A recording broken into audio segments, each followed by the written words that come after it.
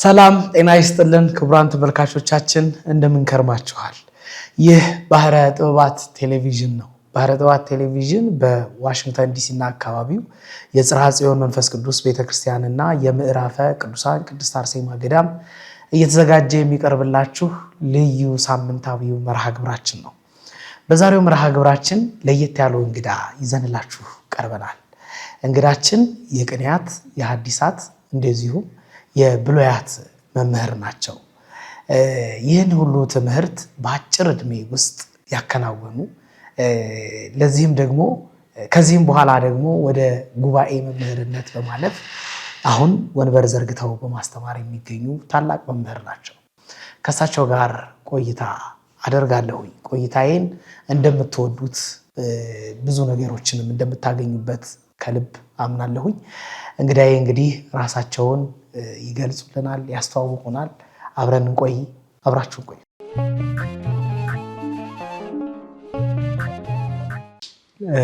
የእንታ ጥሬን አክብረው እዚህ ድረስ ስለመጡ ስቱዲዮ ድረስ ስለጎበኙ ከልብ እግዚአብሔር ያክብርልኝ። እንግዲህ የቅኔያት የሐዲሳት የብሉያት መምህር የኔታ መምህር ሳሙኤል አረጋ ማናቸው የሚለውን አሁን የሚያገለግሉበትን ያሉበትን ቦታ ገልጸው ከዛ ደግሞ ወደ ሌሎች ጥያቄዎቻችን እንሄድ። እንታ እሺ። በስመ አብ ወወልድ ወመንፈስ ቅዱስ አሐዱ አምላክ። በመጀመሪያ በነገር ሁሉ ለሚረዳን ለአምላካችን ለእግዚአብሔር ክብር ምስጋና ይድረሰው። እናመሰግናለን ፈጣሪያችን። ቀጥሎ በአማላጅነቷ የማትለየን እሱ ተጠርቶ እሷ ሳትጠራ የማትቀረዋ እናታችን አማላጃችን ወላዲት አምላክ ቤዛዊተ ዓለም ቅድስት ድንግል ማርያም ክብር ምስጋና ይድረሳት። በዘመናቸው ሁሉ አምላካቸው እግዚአብሔርን አገልግለው እንደ እግዚአብሔር ፈጣሪያቸውን እግዚአብሔርን መስለው እሱን በግብር ተከትለው በግብርም መስለው የኖሩ ቅዱሳን ሁሉ ስማቸው የተመሰገነ ይሁን። መምህር ሳሙኤል አረጋ እባላለሁ። እንግዲህ አሁን የማገለግልበት ወደ ምስራቁ ክፍል ሶማሌ ሀገረ ስብከት ጅጅጋ ደብረ ሰዋስው ቅድስት አርሴማ ወቅዱስ ዑራኤል ቤተክርስቲያን ገዳም እዚያ ነው እያገለገልኩ ያለሁት። አሁን ያለሁበት እዚያ ነው። ከሙቀት ሀገር ነው የመጡት። እንታ አዲስ አበባ ደግሞ ትንሽ ቀዝቀዝ ትላለች። ከዚህ በፊት ደግሞ የነበሩበት ለትምህርት የተጓዙበት ቦታዎች ደግሞ ቀዝቃዛዎች ናቸው ብዬ አስባለሁ። እና እንታ ዛሬ እንግዲህ በዋነኝነት ያገናኘን ትልቁ ነገር እርሶ ለዚህ ትልቅ ክብርና ማዕረግ ሲበቁ ያለፉት የእርሶ የሆነ የአብነት ትምህርት ውጣ ወረዶች አሉ። የሚያስደስቱ የሚያሳዝኑ ብዙ ነገሮች አሉና እንታ ትውልዳቸው ከየት ነው? የአብነት ትምህርት ለመማር እንዴት አሰቡ፣ እንዴት ገቡ የሚለውን ከዚያ ብንጀምር እስኪ። እሺ፣ በጣም ጥሩ አመሰግናለሁ። እንግዲህ የቆሎ ተማሪ ሁሉ ሀገሩ ነው። በቃ ለይቶ እንደ መነሻ እንደ መፍለቂያ ነው። ደግሞ ደቡብ ጎንደር ሀገረ ስብከት ስር አካባቢ ነው የተወለድኩት። ወረዳ እብናት የምትባል ወረዳ ናት። እዛ አካባቢ አንድ ትልቅ ሁለት ታላላቅ ገዳማት አሉ። ምዕራፈ ቅዱሳን አምስትያ አቡነ ተክለ ሃይማኖት ወእስትንፋሰ ክርስቶስ ትልቅ ገዳም አለ። በጣም እዚያው አካባቢ ከሰፈራችን። ከዚያ ከፍ ብሎ ደግሞ ሳይኮ ኪዳነ ምሕረት ትባል ደግሞ ትልቅ ጥንታዊት ገዳም ደግሞ አለች።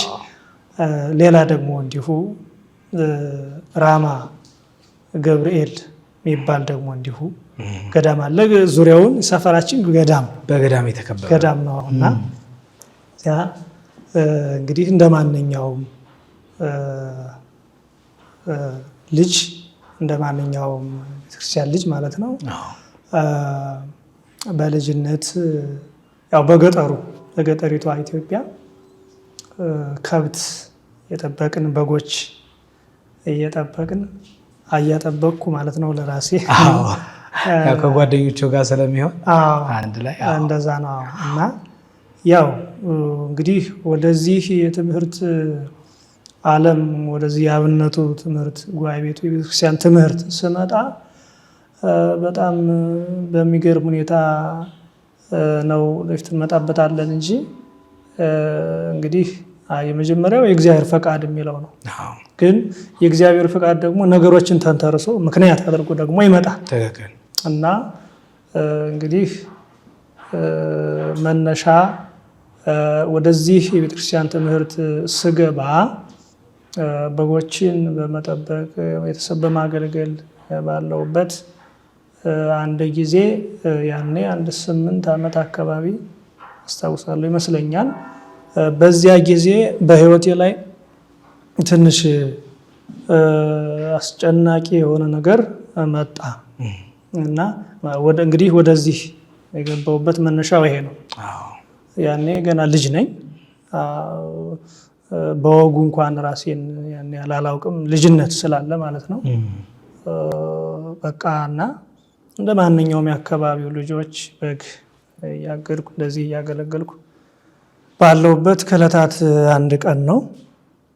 ትምህርት አልጀመርኩም፣ ወደዚያኛውም ወደዚህኛውም አልሄድኩም። ከዕለታት በአንድ ቀን ሌሊት ነው። ሌሊት ሆኖና ተኝቻለሁ። ተኝቼ በህልሜ መንፈቀ ሌሊት ይሆናል እንደው ግምት እንደዛ አካባቢ ይመስለኛልና መንፈቀ ሌሊት ነው። ደነገጥኩና ከተኛውበት ተነሳሁ። ለዚህ ደግሞ ምክንያት ነበረው። ምክንያቱ ምንድነው? በህልሜ አንድ ወንዝ አለ። በእውኔ የማውቀው ወንዝ አለ። እዛ በጎች ምናምን ጠብቅበት ቦታ አለና ትልቅ ወንዝ ነው። እሱን እየተሻገርኩ ይመስለኛል በጎችን እየነዳው ስሻገር አንድ ጥቁር በጣም ግዙፍ ትልቅ የሆነ እባብ መጥቶ በዚህ በሁለት እግሬ በውስጥ አድርጎ አልፎ ሸር ብሎ ሲሄድ ይሄም እንግዲህ የሚሆነው በህልሜ ነው። ወዲያው ባትቼ ወይም ባንኜ ተነሳሁ፣ ደንግጬ ማለት ነው። ከዚያ በኋላ የሆነውን አላውቅም። በቃ ራሴን ስቻለሁ። ከዛ በኋላ ያው ቤተሰብም ተደናግጧል። ከዛ በኋላ የነበረውንና የተፈጠረውን ነገር የሆነውን ነገር እኔ አላውቅም። በኋላ ካለፈ በኋላ ነው የነገሩኝ ማለት ነው። ሁሉ ነገር እንዳለቀ ነው ሲነግሩኝ፣ እንዳለቀ ምናምን ነውና በዛ ሰዓት በድንጋጤ ብዙ አካባቢ የነበሩ ማህበረሰቦች መንፈቀ ሌሊት ነው፣ ከሌሊቱ 6 ሰዓት አካባቢ ነው እንደነገሩኝ። በዛ ሰዓት እንግዲህ እንቅልፍ ከባድ እንቅልፍ ሰዓት ነው። ማንም በዛ ሰዓት አካባቢ እንኳን ካህን ቢኖር እንኳን በዛ ሰዓት ማንም ጸበል ለመርጨት ለማለት ጸሎት ለማድረግ አልተቻለም። ከዛ በኋላ ሁሉ ነገር አብቅቶ እነሱም ተስፋ ቆርጠው ማለት ነው ቤተሰብ። ከዛ በኋላ እንደ ጸበል ነው እሱን ረጩኝ፣ ደፉብኝ። ከተወሰነ ቆይታ በኋላ እንቅስቃሴ እንደተንቀሳቀስኩ እንዳደረግኩ ነው የነገሩኝ ማለት ነው። ከዛ በኋላ እንቅስቃሴ ነው እንጂ መናገር አልችልም፣ መንቀሳቀስም አልችልም። አጠቃላይ እግሬ እጄ በሙሉ ታስሯል። መናገር በቃ ሰውም አላውቅም፣ ማን ይሁን አላውቅም። እንግዲህ ያው 8 ዓመት ነው። ያን ያህል ለማወቅ እንትን የሚል አይደለም። እና ከዛ በኋላ ቀጥታ ቤተሰብ የወሰዱኝ ወደ የት ነው? ወደ ሕክምና ነው የወሰዱኝ። ሕክምና ቀጥታ ሕክምና ነው የወሰዱኝ። እና በዛ ሰዓት ግን አሁን ላይ ሆኜ ከዛ በኋላ ነፍስ ካወቅኩ ራሴን ካወቅኩ በኋላ ሳስበው ግን ያኔ እኮ ግን ሕክምና መውሰድ አልነበረባቸውም፣ ወደ ጸበል ቤተክርስቲያን ነው መውሰድ የነበር አሰብኩ ማለት ነው። ያኔ ግን ድንጋጤ ነው፣ ከባድ ነው፣ አስቸጋሪ ነገር ነው። እንግዲህ መነሻው ይሄ ነው። ከዚያ በኋላ በሕክምና በጣም ብዙ ጊዜ ብዙ ተወጣ ተወረደ፣ ተደከመ፣ አልተሳካም። 1 ዓመት ሙሉ 1 ዓመት መናገርም አይቻልም፣ አልችልም። እጄም አይሰራም፣ እግሬም አይሰራም። ዝም ብሎ ሁሉ ነገር ያለቀ ዝም ብሎ የታስ ብቻ መንቀሳቀስ አይኔ ያው ተከፍቷል፣ ጨለጫል እንጂ ሌላ ምንም ነገር ማድረግ አልችልም። ምግብም ራሱ ዘግቶኛል። ከዛ በኋላ ያቀርቡልኛል፣ የለም በቃ ብቻ አስጨናቂ ነገር ነው የነበር። እና ከዛ በኋላ ከ1 ዓመት በኋላ የቤተሰብ አበነፍስ የንስሐ አባት ትልቅ ካህን ነበሩ። እሳቸው አሁን አርፈዋል። ብዙ ጊዜያቸው ነው አሁን ካረፉ። ነፍሳቸውን ይማር፣ በረከታቸው ይደርሰን። ትልቅ በጣም የሚገርሙ ካህን ነበሩ። የእውነት ካህን እንደው በጣም ማለት በጣም እውነተኛ እረኛ፣ ለበጎቹ የሚጨነቅ እረኛ የሆኑ ካህን ነበሩ እና እሳቸው ትልቅ ካህን ናቸው እና እሳቸው ጸበል ለምን አትወስዱትም ብለው ቤተሰብን ይመክሯቸዋል።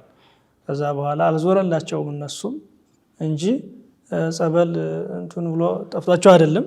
ግን ከዛ በኋላ እንደዚህ አድርገው ብቻ አነሳሷቸው። እሺ ብለው ጸበል ይወስዱኛል።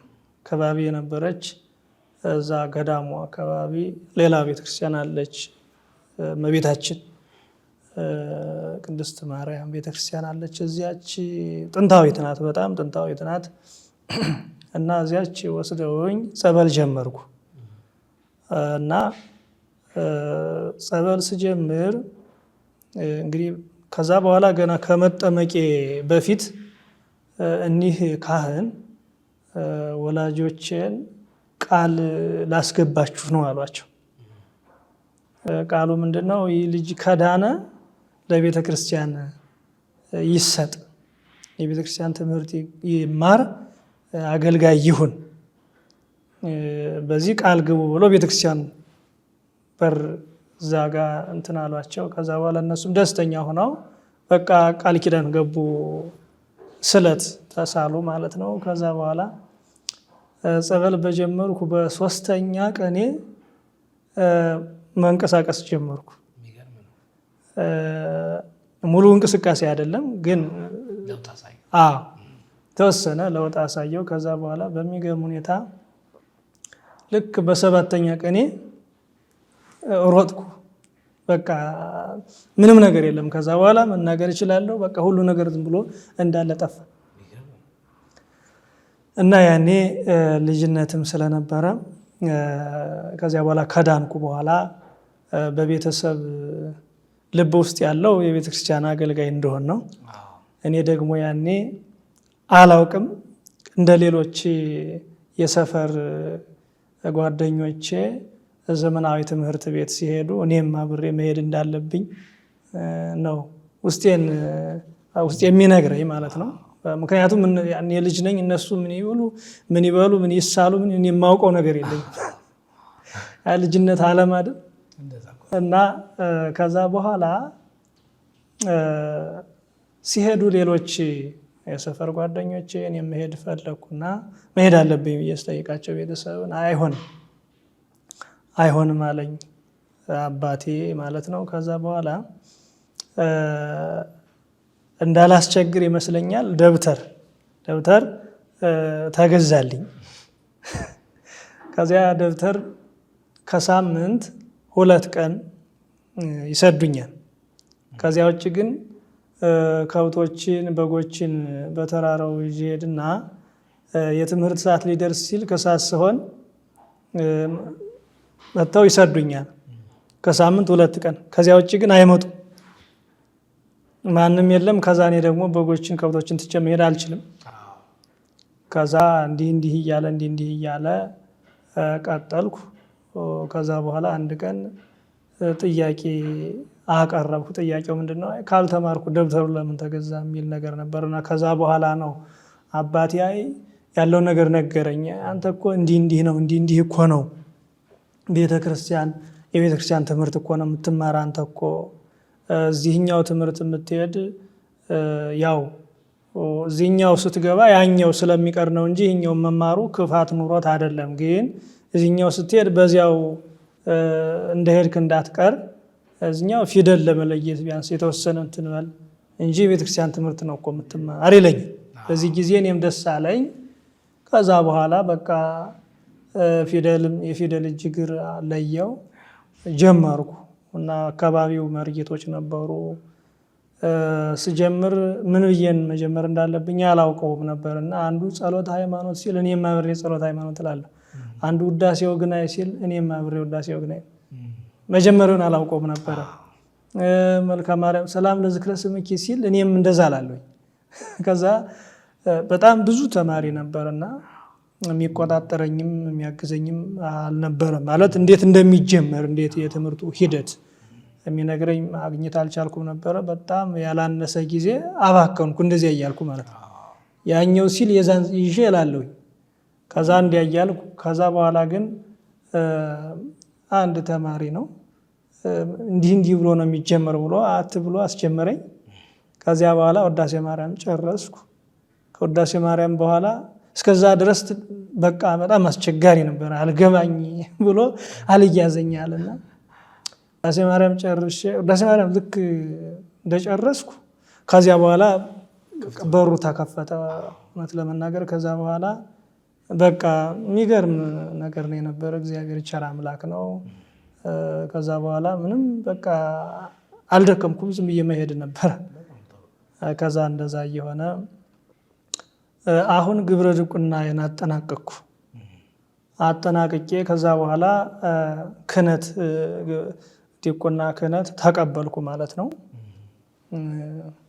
ከብፁዕ አቡነ እንድርያስ የአሁኑ የሊቃውንት ጉባኤ በላይ ኃላፊ ከሳቸው ተቀበልኩ። ከሌሎች ወንድሞቼ ጋር ማለት የመንፈስ ወንድሞቼ ጋር ሆኜ ተቀበልን። ከዛ በኋላ ወደ አገልግሎት የገባ ነው። ግብረ ዲቁናውን እያልኩ ከዚያ ዜማም ነበረ እሱን እያልን ከዛ እናገለግላለን። ከዛ በኋላ በዲቁና እያገለገልኩ ተመልሼ ገባሁ ወደ ዘመናዊ ማለት ነው። አሁን ቤተሰብ እንትን አላሉ፣ አልተቆጡም፣ ደስተኞች ናቸው። ምክንያቱም አሁን በነሱ አመለካከት ዲቁና በቃ የመጨረሻው በቃ የመጨረሻው ነው። እዛ በኋላ ትምህርት የለም በቃ በነሱ ማለት ነው። ስለሆነም በቃ ፈቅደዋል። ከዛ ግን ያው ባለኝ ሰዓት ትምህርት ቤት እሄዳለሁ። ከዛ ስመለስ አገለግላለሁ። እንደዚህ ሆኖ አንድ አመት በዲቁና አገልግሎት አገለግልኩ። ጥሩ ጊዜ ነበረ። እውነት ለመናገር በጣም ደስ የሚል ጊዜ ነበረ። እንዲያው አሁን እየጠፋ አሁን ማለት እንዲያው ያን ያህል በእድሜ ልጅ ነኝ ገና ጀመርኩ እንጂ አሁን ገና የትም አልደረስኩም። ግን እንዲያው በዚች የተወሰነች ጊዜ ግን በጣም የተለያዩ ለውጦችን እናያለን። እውነት ለመናገር አያለውኝ እና አሁን በዛ ሰዓት ገጠር ነው ቦታው። ከመቀደሳችን በፊት እኛ ዲያቆናቱ የካህን እግር ሳናጥብ ቀድሰን አናውቅም፣ እግዚአብሔር በሚያውቀው ማለት ነው። አንድ ቀን የካህን እግር ሳላጥብ ቀድሼ አላውቅም ጭራሽ ማለት ነው። እና አሁን ላይ ያለው ደግሞ ትንሽ እንደው የሚያስጨንቅ ነገር ነው ማለት ዲያቆኑ ለካህኑ ያለው ክብር ካህኑም እንዲሁ በተመሳሳይ አይነት ችግር እየሆነ ይስተዋላል እውነት ለመናገር። እና እኔ የሚገርመኝ ረጅም ጊዜ አይደለም አጭር ጊዜ ነው፣ ገና ልጅ ነኝ። እና በዚች አጭር ጊዜ ግን እንደዚህ ለውጥ ሳይ በጣም ያሳዝናል አንዳንዴ ማለት እንደ ቤተክርስቲያን ማለት ነው እና እንደ ቤተክርስቲያን ልጅ እና ከዛ በኋላ ያው ጀመርኩ። ከዛ በሚገርም ሁኔታ እግዚአብሔር ፈቃዱ ሆኖ መሰለኝ እንዲሁ ዝም ብዬ ሰዋስው ግዕዝ ሲያወሩ አንዳንድ ቅኔ የተማሩ የሞካከሩ እሰማለሁ እና እነሱ ያን ሲዝም እይዘዋለሁ።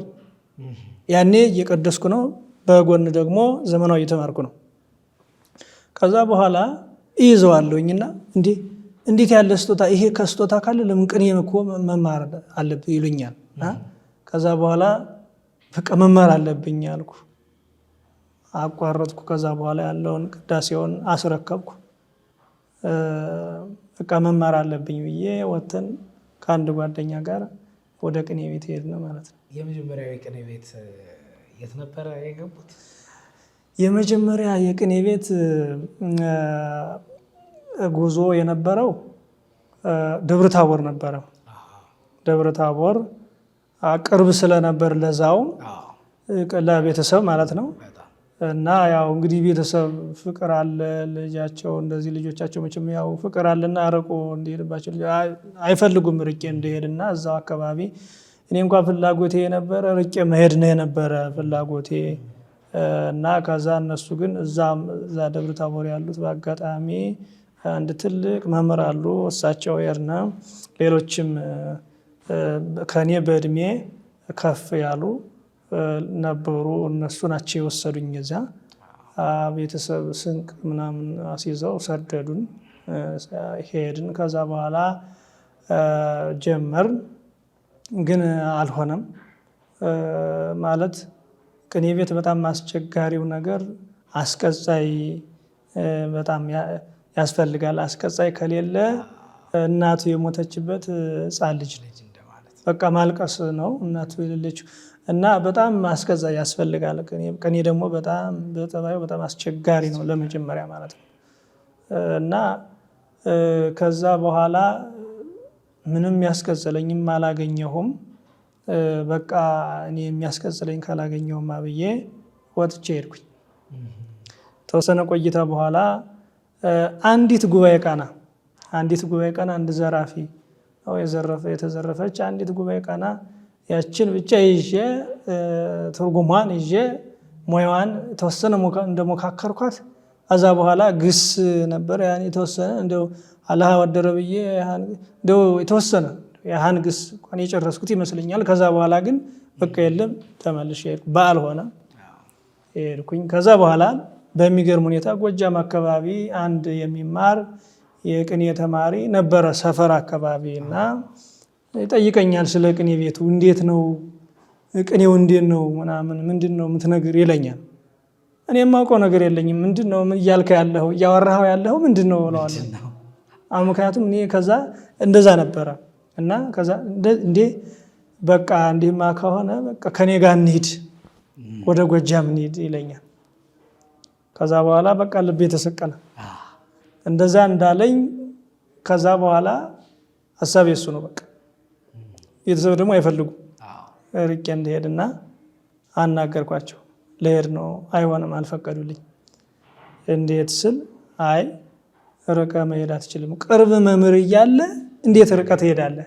ቅርብ መምህር ባይኖር እሺ፣ ግን መምህር እያለ እዚህ ለምን አሉኝ። ከዛ በኋላ ከንጉስ ልብ ያዛል ነው የሚባለው። እኔ አንዴ ስላሰብኩት በቃ እዛ በኋላ ምንም ማንም ሊመልሰኝ አልቻለም።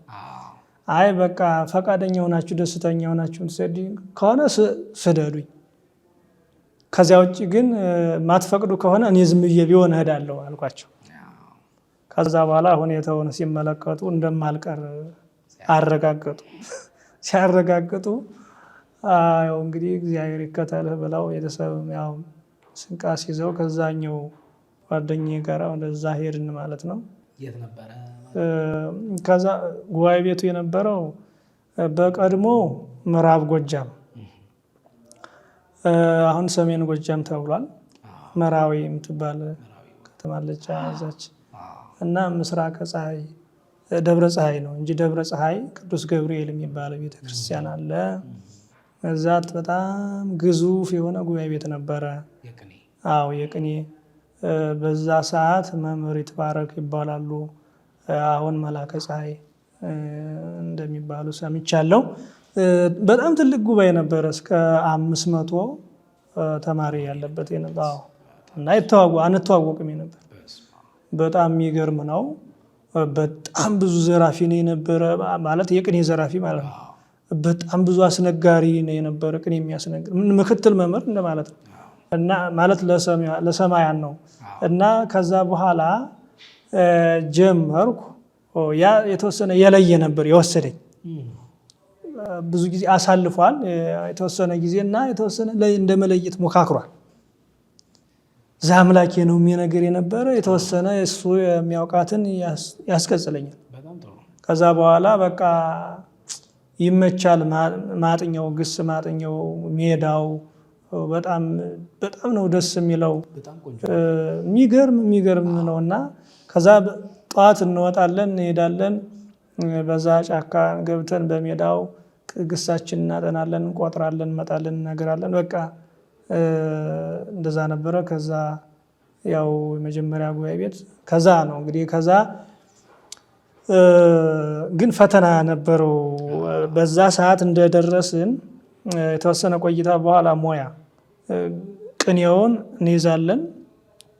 ቅኔውን ይዤ ዘሩን ከዚያ ትርጉሙ ፍቹ ደግሞ እሱንም ይይዛለው። እኔ በጣም ያስቸገረኝ ሞያው እምቢ አለኝ እና ከኛ ከፍ የሚሉ በእድሜም በእውቀትም ከኛ የቀደሙ ነበሩና እነሱ ሲያስቀጽሉን አስቀጻዮቻችን እና እነሱ ሲያስቀጽሉን እኛን ጀማሪዎችን ለብቻ አድርገው ትርጉሙን ካዝነው ለብቻ ሙያ አንዱ ሲሰጥ ሙያውን አንዱ እንዳይሰማ ራሱ ተመራምሮ እንዲያገኘው ለብቻ ያደርጉና ከዛ በኋላ ሌሎች ባልንጀሮቼ ዘወር ብለው ሲመራመሩ ቆይተው ጠራሉ። እኔም እንዲሁ ከዛ እነሱ በደንብ ይሰጣሉ። እኔ ሙያው እምቢ አለኝ። ከዛ በኋላ ተሰማኝ። እንዴ እነሱ እየሰጡ እኔ እንዴት ምንድነው የተለየው ፍጡር ነኝ እንዴ አልኩኝ። በጣም አንዳንድ ጊዜ ነገሮች ሁሉ ለመልካም ናቸው በዛ ሰዓት። ከዛ በኋላ ካልገባኝማ ምን አደርጋለሁ? እንዲሁም ምን ያደርግልሃል ዝም ብለህ ገዳም ግባ የሚል ነገር መጣብኝ ዝም ብሎ በውስጤ ማለት ነው። ከዛ በኋላ ይሄ ትንሽ ፈታኝ ነገር ነው የነበረ። በጣም 2-3 ጊዜ ቃጥቼ ነበር ልሄድና ደስ የሚለው ነገር ትራንስፖርት አልነበረኝም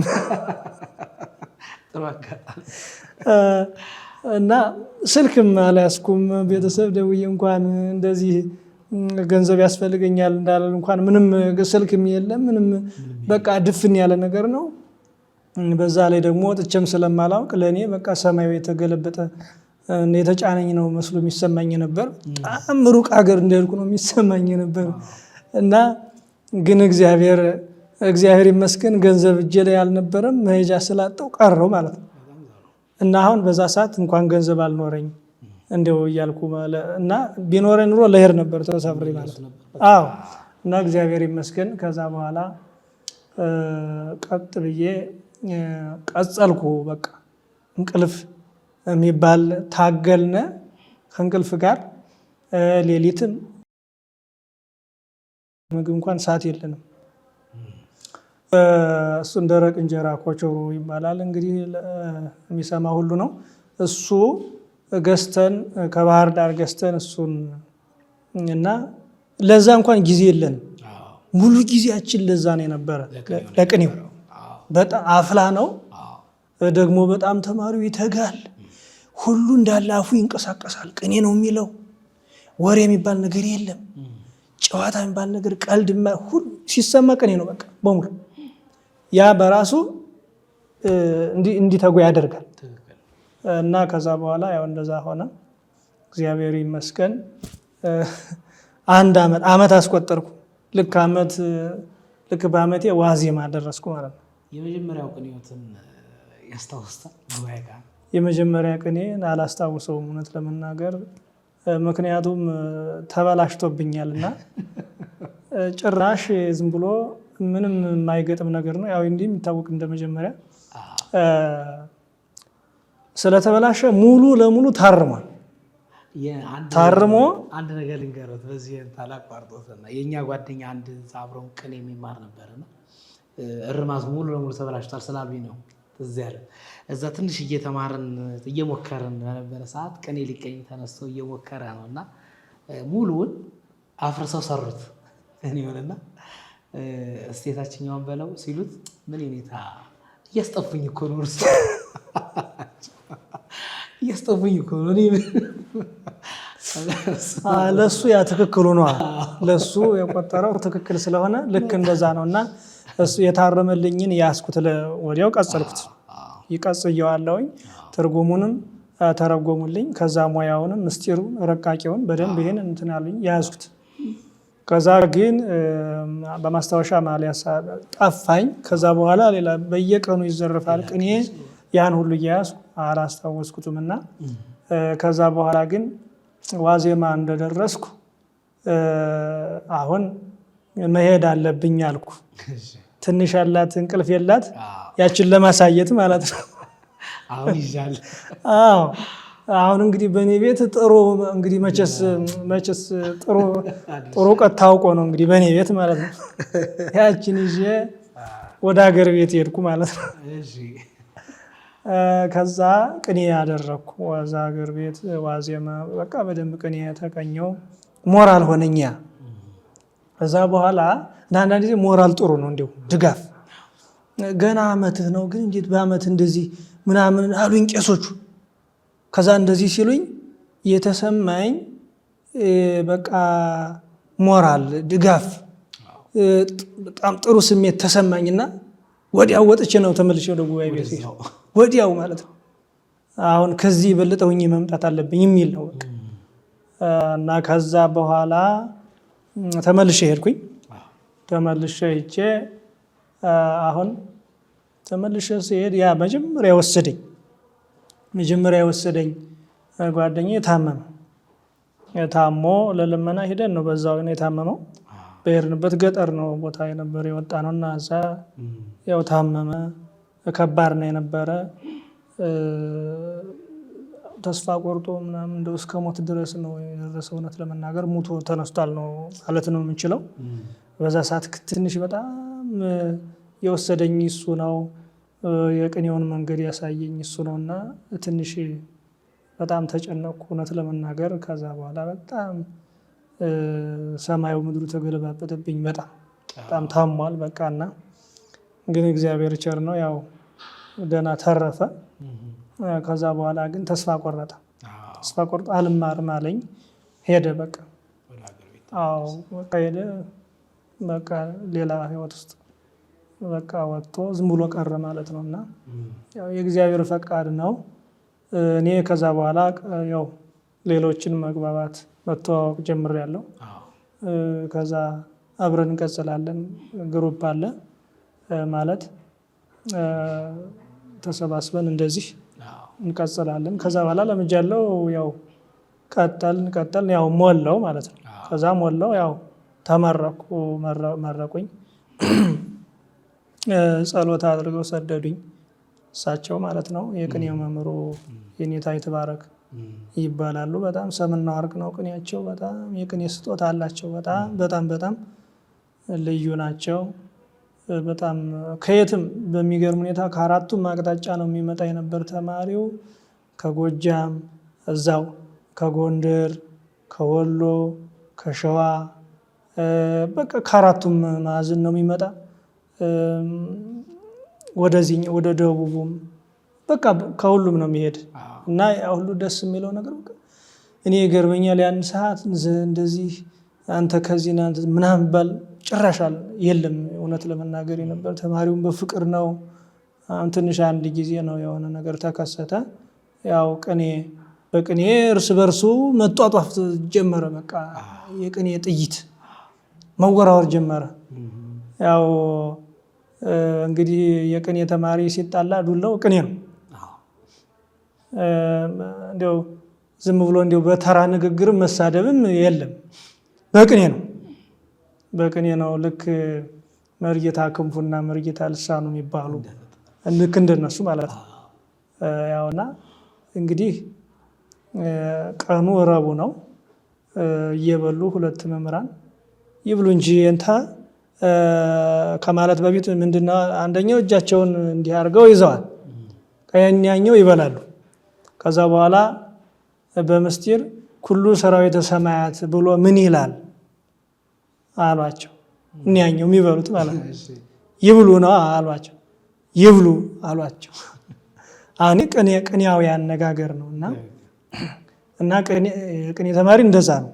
የቅኔ ሰዎች በዚህ መልኩ ነው እንትን የሚሉና እና ከዛ ያው ችግር ነበረ። ያው ወዲያው እንዳለ ብዙ ተማሪ ነበረ። ከዛ በኋላ ያው ወጣው፣ ያው ጸሎት ተደርጎልኝ ቅድም እንዳልኩት ወጣው ሄድኩኝ። ከዛ በኋላ የሄድኩት ደብረ ታቦር ተመልሼ ያችን ገና በመጀመሪያ ስላያየኋት ቦታ ሄድኩኝ። ከዛ በፊት እዛው ደብረ ታቦር ሚካኤል ጸጉር ሚካኤል የሚባል ቤተክርስቲያን ዳር ላይ ነው ያለ። ትልቅ የቅኔ መምህር አሉ። የኔታ መምህር በጻም የሚባሉ ከታላቁ የቅኔ ማይበል ከደብረ መድኃኒት ጨጎዲያን ቅድስታና ከኔታ ሊቀ ሊቃውንት ያሬድ ሽፈራው የተመረቁ ናቸው እና በጣም የቅኔ ሰው ናቸው እሳቸው። በጣም ቅኔያቸው የሚገርም ነው። በጣም ከእሳቸው ነው የገባው ቀጥታ ሁለተኛ ማለት ነው። ከዛ በኋላ እንግዲህ ቅኔ ጎዳና ተለያየ ብዙ ጎዳና ስላለ አሁን ደግሞ ሌላ መንገድ ደግሞ እንትን ብዬ ነው እና ልጀምር ብዬ ነው። ከዛ በኋላ ከእሳቸው ቆየው። በቃ በደስታ ነው የተቀበሉን እሳቸው ቆየው። ከዛ በኋላ ዝም ብቻዬን ነው የምዞር ምክንያቱም እንደ ሀሳቤ አይሆንልኝም። የቀለም የጉባኤ ቤት ጓደኛ እንትን ስል ሀሳባችን የተለያየ ይሆናልና ከዛ በኋላ ወይ ወደ ኋላ ሊጎትተኝ ወይ ደግሞ እኔ ልጎትተው ምናምን እንደዛ ነገር ስለሚሆን ያኔ ከዛ በኋላ ማስቀጽላቸው ነበሩ እነሱ ይከተሉኛል። እነሱን ከዛ በኋላ ከሳቸው ቆየው።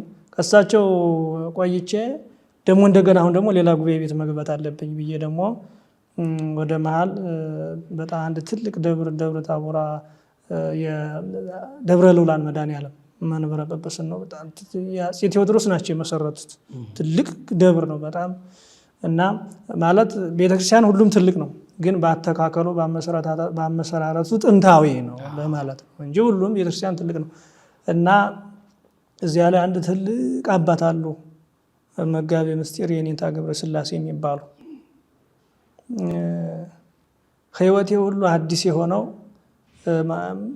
ማንነቴን ያወቅኩት ከዛ በኋላ ነው። እስከዛ ድረስ ዝም ብዬ ከሰዓት ከኋላ መድኃኔዓለም እስከዛ ሰዓት ድረስ በቅኔ እንዘላለን፣ እንዲያ የሚለን ከሆነ በቅኔ እንሸነቡጠዋለን ምናምን። በቃ ቅኔ ማክበድ ምን ማለት በቃ የኔን ቅኔ ማን ነው የሚፈታት? በቃ እብሪት ነበር። ከዛ በኋላ ከሳቸው ሄጄ ፈቀዱልኝ። የእሳቸው ቅኔ ሰምና ወርቅ ነው። ፍጹም ትሁት ናቸው። እንደዚህ ብለው ነው የሚያስተምሩ። ቀና ብለው ተማሪያቸውን ፊቱን አይሁትም።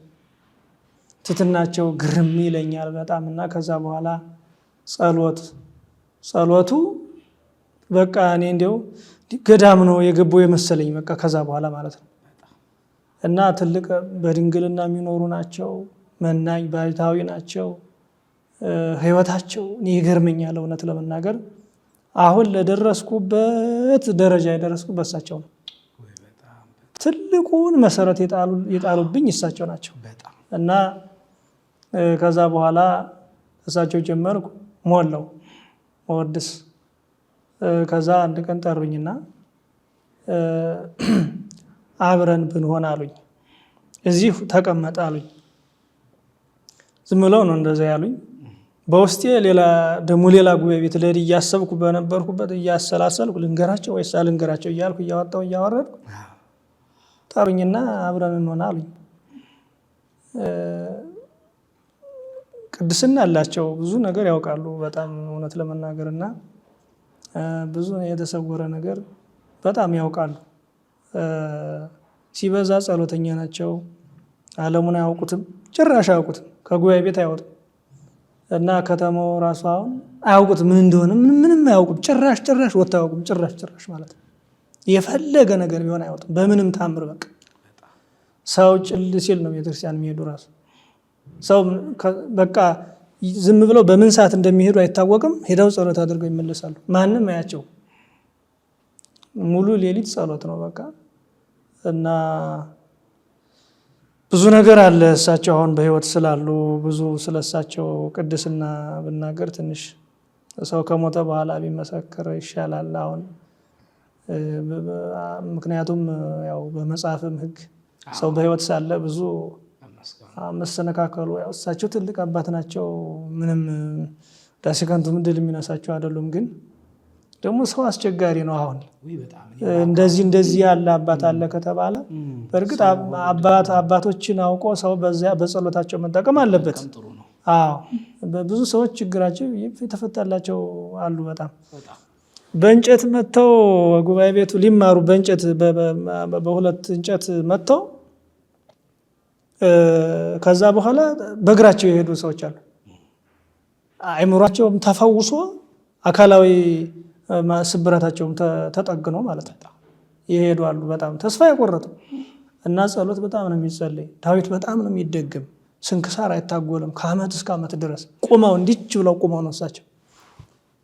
እና ከዛ በኋላ ያው ከኔ ጋር አብረን ቆየ ሲሉኝ እንታኔ ልሄድ ነው ሌላ ጉባኤ ቤት ልሄድ ነው አልኳቸው። ከዚያ በኋላ እንዴ መሄድማ የለብህም እዚሁ አብረን ነው በቃ ምን ሆነ አሉኝ። እንደዚህ ሲሉኝ በጣም ነው የምፈራቸው። ማለት የመፍራት ማክበር መፍራቴ የማክበር ነው። አሁን የመጥላት ማክበር የመፍራት አለ፣ የመውደድ መፍራት አለ። ይሄ የመውደድ መፍራት እና ክፉ አይወጣቸውም። ተማሪ ቢያጠፋ ምንም የፈልገ ጥፋት ቢፈጠር በፍጹም ከአንደበታቸው ክፉ ነገር አይወጣም። በፍጹም አንዱ ተማሪ ቢያጠፋ ምንም አይሉትም። ዝም ብለው ዝም ይሉና ከዛ ያስጠሩታል ለብቻው ማለት ከዛ ይመክሩታል። እንደዛ ነው እንጂ አንዱ ተማሪ ከአንዱ ተማሪ ፊት እንዲህ በፍጹም ምንም ነገር የለም። እና ያ ሁሉ አሁን ከቃለ እግዚአብሔሩ ከቅኔው ይልቅ እኔ የእሳቸው ህይወታቸው በጣም ውስጤ ይጋባብኝ ነበር እውነት ለመናገር። እና የጸሎትን ፍቅር የሚያወቅኩት ከዛ ነው። ማንነቴን በቃ ሙሉ ህይወት የመሰረቴ በቃ ከዛ በኋላ ቤተክርስቲያንን ራሱ በቃ ለቤተክርስቲያን ምን መሆን አለብኝ የሚለውን ራሱ መሰረት እዛ ላይ ነው በቃ። እና ከዛ በኋላ አሁን እያስነገርኩ ነው እንደ ምክትል ማለት ነው እያስነገርኩ ነው። ከዛ በኋላ ሌላ ቦታ መሄድ አለብኝ አልኳቸው ስላቸው ፈቃዳቸው አልነበረም። ግን ደግሞ እንደቆረጥኩ አውቀዋል። በቃ እንግዲህ እኔ ከኔ ጋር አብረን ሆነን ቢሆን ደስ ይለኛል። እሄዳለሁ ካልክ ደግሞ እንግዲህ እኔ አልከፋም። ግን ሁሉ ነገር የእግዚአብሔር ፈቃድ ነው። ግን ብትሄድም ተመልሰህ ትመጣለህ አሉኝ። አዎ ኧረ ብዙ ነገር ነው የሚነግሩኝ። ብዙ ነገር ይነግሩኛል። ብቻዬ ብዙ ነገር ነግረውኝ ያውቃሉና ምን እንደመሆን ሁሉ በደንብ ነው በጣም። ከዛ በኋላ እኔ የእሳቸውን ብቃት ስለማውቅ እንዲሁም አንድ ቀን ጥያቄ ጠየኳቸው ለብቻቸው አድርጌ እንታልኳቸው። አቤት አባቶች ሲበቁ የሰው ኃጢአት ምናምን እግዚአብሔር ይገልጽላቸዋል፣ በምን መንገድ እየሄደ እንደሆነ ያውቁታል አልኳቸው። አይደለ አልኳቸው። አሉኝ። ያኔ መጽሐፍ እንትን አላልኩ፣ ግን ያው ቅኔው በጣም ያፈላስፋል፣ ጥሩ ነው በጣም። እና ከዛ በኋላ ያው ታሪኮችን ምኖችን ስለምናነብ ሌሎች መጽሐፍትንም በመደበኛነት አይሁን እንጂ ያው አነባለሁ። ከዚያ በኋላ እሺ የሰው ክፋት ከታያቸው ከተገለጠላቸው፣ ለምሳሌ ወደ ክፉ መንገድ እየሄድኩ እንደሆነ አንተ ወደዚህ መንገድ የምትሄድ ለምንድን ነው ተመለስ ብለው ቢመሩኝ ምን ችግር አለው አልኳቸው። እንደዚህ ስለ ይንገሩኝ እያልኳቸው እኮ ነው በሌላ መንገድ ማለት ነው። ምክንያቱም ዝም ብዬ በቀጥታ እንዳልነግራቸው ከባድ ነው። ምን አለኝ እኔ ብለው እንትናቸውን በቃ ሊገለጥባቸው ስለሆነ አይፍ እንትን አይሉ ይቆጡ ነው። ያው ምክንያቱም ደግሞ ያን ከገለጡ ክብራቸውም እንደሚቀር ስለሚያውቁት ማለት ነው። ከእግዚአብሔር ጋር ብቻ ነው እንጂ በሚታወቁት። ከዛ በኋላ ዝም አሉና የተወሰነ ቆዩና አንገታቸውን ሲነቀንቁ ቆዩና ከዛ በኋላ ስማ አሉኝ። እሺ እሰማለሁ አልኳቸው። ምን መሰለህ አሉኝ፣ አባቶች እንደዚህ ያለውን ጸጋ የሚሰጣቸው እግዚአብሔር ነው አሉኝ። አዎ አልኳቸው። አሁን ከእግዚአብሔር ተናገሩ ተብለው ሲላኩ ከሆነ በአንድም በሌላም በራይም በተለያየ ነገር ከእግዚአብሔር ተልከው መልእክት ደርሷቸው ከሆነ ይናገራሉ አሉኝ። ካልሆነ ግን አይናገሩም። ለምን? ተናገሩ ተብሎ ሳይፈቀድላቸው ከላይ ቢናገሩ ጸጋቸው ይቀማቸዋል። ከዛ በኋላ ነው በቃ እዚያ በኋላ አፌን ይዤ ሄድኩ ማለት ነው። በቃ እና ከዛ በኋላ ጸሎት አደረጉልኝ፣ ሄድኩ። ሌላ ቦታ እብናት በረከታቸው የደረሰን የኔታ መላከ ምሕረት የኔታ ጥበቡ ዛራ ቅዱስ ሚካኤል ከሳቸው ቅኔ ያስመሰከሩ የንታ ይሄይስ የሚባሉ ትልቅ አባት አሉ። የኔታ በማለፋቸው በጣም ምቆጭው እሳቸው በጣም ትልቅ አባት ነበሩ። እኛ ቀን በቀን ነው የምንሄድ ነበረ። ያው ድሉ ገጥሞን ከእግረ ወንበራቸው ተቀምጬ እኔ ለመማር አልገጠመኝም እንጂ በሌላ ግን ሁል ጊዜም ነው ከሳቸው እና በጣም እና ከሳቸው የተማሩ ልክ እንደሳቸው ብሂትውናቸው ልዩ ነው። የእውነት መነኩሴ የሚገርመው አስኬማቸው ራሱ የገመድ ነው። እነዚህ መምህር ማለት የኔታ ይሄይስ ይባላሉ። ምስራቀ ፀሐይ ቅዱስ ገብርኤል ይባላል። ለዛ እናት ነውና ከዛ ጉባኤ ተክለው ሰፊ ጉባኤ ነው የሚያስተምሩ ናቸው። ከሳቸው ሄድኩ። የኔታ ይፍቀዱልኝ አልኳቸው። ፍጹም ባይታዊ ናቸው እና የማይወዳቸው አንድ ጊዜ ብቻ ነው። በጾምም ይሁን የማይሁንም አንድ ሰዓት ብቻ ነው። በጣም የእውነት እንትን ናቸው ማለት ቃለ እግዚአብሔር ብቻ ሳይሆን ሕይወትም ጭምር ነው የሚያስተምሩት። ከዛ እንደነዚህኛው እንደ የኔታ ገብረ ሥላሴ ሆነው አገኘኋቸው። በቃ እና በቃ እነዚያም መናኝ ናቸው በጣም። ከዛ በኋላ ከሳቸው ይፍቀዱልኝ ስላቸው የቆየውበትን ጠየቁኝ። ከመጀመሪያው ጀምሬ ነገርኳቸው እንደዚህ። ስለዚህ ዘራፊ ነህ አንተም አሉኝ። የቅኔ ዘራፊ ማለት ነው። ኧረ አይደለሁም አልኳቸው። ያው ተማሪ ራሱን መደበቅ ይፈልጋል። እንደገና ደግሞ ያው ሌላ ነገር ሲፈለግ የራስን እንትን ማለት ግድ ነው። ከዛ በኋላ እንግዲህ በአንድ ነገር እንስማማ አሉኝ። እያስፈቀድኩ እኮ ነው ቁሜ። ከዚያ በኋላ እሺ ምንድን ነው አልኳቸው። አሁን እኔ እንድፈቅድልህ የምትፈልግ ከሆነ አሁን እንደቆምክ ቅኔ ንገር አሉኝ። እንግዲህ ያው ፈተና መሆኑ ነው። ከዛ በኋላ መንገር ትችላለህ አሉኝ። አፍላ ነው አዎ አልኳቸው። እሺ አሉ። ከዛ በኋላ ተነሳው እዚህ መልካ ኢየሱስ ረሴኒ ረዳ ረሴ ኩካበ ሚላል እሱን ወደ ቅኔ የገለበጥኩና ረሴኒ ወልደ ረሴ ኩካበ ብዬ በቅኔ መንገድ እንትን ከዛ በኋላ ጎበዝ አሉኝና በቃ እዚህ በኋላ ፈቅጃለሁ አሉና ቤት ሰጡኝ። እንዲያው በጣም የሌለ ክፍር ሰጥተው ከዛ በኋላ እሳቸውም ተቀመጥኩ። ከዛ በኋላ ከእሳቸው ጋር ይጠሩኛል ቤት። በቃ ከሁሉም ተማሪ በሚለይ ሁኔታ ትኩረት ሰጡኝ። እግዚአብሔር ፈቃዱ ነው እንጂ የምንም ነገር ኑሮኝ አይደለም። ከዛ በጣም ወደዱኝ፣ ትልቅ ቦታ ሰጡኝ። ከዛ በኋላ እንግዲህ ግማሾቹን አስነግር ተማሪዎች ብለው ትናሉኝ ሲሉኝ እኔ አይሆንልኝም አልኳቸው። ከዛ ጎን በጎን ዘመናዊ መማር ፈለኩ። ከዛ እሱን ደግሞ አይፈልጉም እሳቸው። ከዛ በኋላ በቃ ይሁን ብዬ ዝም ብዬ አውቅ እኔ አስነግራ አሉኝ፣ ጠየቁኝ፣ አይሆንም ብዬ ከዛ በኋላ ተወሰነ ከእሳቸው ጋራ ቆየው። ከዛ በኋላ ተመልሰ ትመጣለህ ብለውኝ አይደል? ተመልሼ ሄዱ ወደ እሳቸው። ከዛ መጣው የንታ አልኳቸው። መጣ ጥሩ ነው የእግዚአብሔር ፈቃድ አሉ።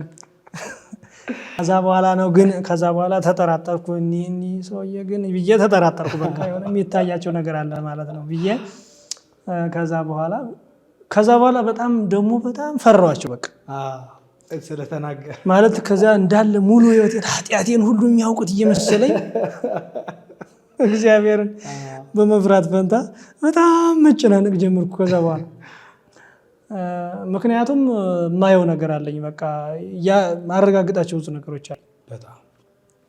ከዛ በኋላ በአጋጣሚ የእሳቸው ጸሎት ቤታቸው አካባቢ የሆነች ጎጆ አለች። እዛች ነበረ የኔ ቤቴ። ሌሊት ድምጻቸው ይሰማኛል። ሌሊት ሲጸልዩ ነው የሚያድሩ እና እግራቸው በጣም አብጧል፣ የሚቆሙበት ማለት ነው። እግርነጌ እንደዚያ ነገር ሆኗል። እና ግን እንዳይታይባቸው ሸፍነውት፣ በካልሲ ሸፍነውት፣ በትልቅ ካልሲ ሸፍነው እንደዛ ነው። እና ከዛ ደግሞ እንዳይታወቅባቸው ምን ይላሉ? አየህ ሌሊት ተኝቼ አድሬ እንቅልፉ አልበቃኝ ብሎ ደግሞ ቀን ደግሞ እየተኘው ይላሉ። በፍጹም እንደዛ እኮ አይደለም። ምንድነው በቃ ይሄ ሁሉ ለመሰወር ነው። በቃ ማንነታቸውን ለመደበቅ ነው። በቃ እንዳይነቀባቸው ማለት ነው። ቤተ ክርስቲያን ባህረ ጥበባት